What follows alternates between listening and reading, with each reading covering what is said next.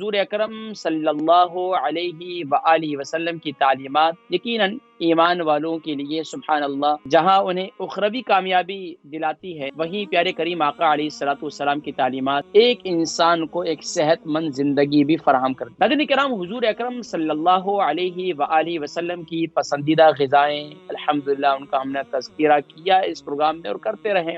اس کے علاوہ آقا علیہ الصلوۃ والسلام کے کھانے کا طریقہ، پینے کا طریقہ، آقا علیہ الصلوۃ والسلام کس طرح کھانا تناول فرمایا کرتے تھے، اور یہ تمام، اور پانی کس طرح پیا کرتے تھے، الحمدللہ یہ تمام کا میں نے ذکر کیا، کئی دفعہ ذکر کیا۔ ناظرین کرام، اگر ہم اسی روٹین کے مطابق اپنی زندگی کو ڈھال لیں، یقین جانیے کہ آج جو یہ بڑی بڑی بیماریاں جو آج کے ڈاکٹرز، آج کے بڑے بڑے جو ہے ادارے اس پر کام کر رہے ہیں، ریسرچ کر رہے ہیں بیماریوں پر، اور ان کی بیماریوں کے نام بھی تجویز کر رہے ہیں، اور پھر باقاعدہ ان کے لیے دوائیوں کی تشخیص بھی کی جا رہی ہے، ان تمام بیماریوں سے ہم بچ سکتے ہیں۔ یقین جانیے کہ اگر ہم گھروں کے اندر تھوڑا سا اپنے روزانہ کی روٹین کے اندر اگر ہم تھوڑی سی توجہ دے دیں، خاص طور پر کہ ہم نے کھانا ہے تو کس طرح کھانا ہے۔ دیکھیں، اللہ تبارک و تعالیٰ کی عظیم نعمت ہے اور عظیم نعمتیں ہیں جنہیں روز ہم الحمدللہ کھاتے ہیں، خاص طور پر صبح کے وقت میں بھی، شام کے وقت میں بھی، لیکن اگر ان کو تھوڑا سا نبوی زندگی کے مطابق لے آئیں تو کھانا بھی عبادت بن جائے گا اور کھانا صحت کے لیے بھی مفید بن جائے گا۔ اسی طریقے سے کھاتے وقت ہمیں یہ معلوم ہونا چاہیے کہ پانی جو ہے وہ بار بار نہیں پینا چاہیے، یہ صحت کے لیے بھی مضر ہے اور سنت کے خلاف بھی ہے۔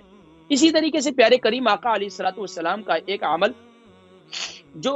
ماشاءاللہ آقا علیہ الصلوۃ والسلام ہمارے ہاں اس سنت کو کیا سمجھتے ہیں کہ اس کو نماز کے ساتھ یا اس کو دین کا حصہ سمجھتے ہیں، حالانکہ یہ دین کا حصہ تو اپنی جگہ پر، لیکن سبحان اللہ یہ ہمارے صحت کے لیے مفید ہے۔ اور حضور اکرم صلی اللہ علیہ وسلم نے ارشاد فرمایا کہ السواک مطہرۃ للفم ومرضات للرب، فرمایا کہ مسواک جو ہے ایک لکڑی ہے، بظاہر آپ یہ دیکھیں کہ لکڑی ہوتی ہے، اور اس میں کوئی آج تو زبردست قسم کے ٹوتھ برش آ چکے ہیں نا، اور اتنے کہ کہتے ہیں کہ وہ الیکٹرک والا آ چکا ہے اور اس کے اندر جو ہے وہ وائبریٹ کرتا ہے اور پھر یہ ایسا کرتا ہے، یعنی کہ قربان جائیے پیارے نبی صلی اللہ علیہ وسلم نے ایک مسواک کی سنت بتلائی، فرمایا تم مسواک کرتے رہو تو تمہیں صرف منہ کی پاکیزگی نہیں ملے گی بلکہ تمہیں منہ کی پاکیزگی بھی ملے گی، تو سبحان اللہ، اور اس کے ساتھ ساتھ تمہیں رب کی رضا بھی ملے گی۔ دیکھیے، صرف ایک مسواک کرنے پر پیارے کریم آقا علیہ الصلوۃ والسلام نے ارشاد فرمایا کہ لولا ان اشق امتی، پوری حدیث مبارکہ ہے کہ اگر مجھے اپنی امت پر گرا نہ گزرتا کہ ان کے لیے مشکل ہو جائے گا تو میں اس کو ہر نماز کے ساتھ اس کو لازم قرار دیتا، مسواک۔ یعنی کہ آقا علیہ الصلوۃ والسلام قربان جائیے وہ ہم سے اس قدر محبت کیا کرتے ہیں کہ سبحان اللہ پیارے نبی صلی اللہ علیہ وسلم اپنی امت کی لاج رکھ رہے ہیں،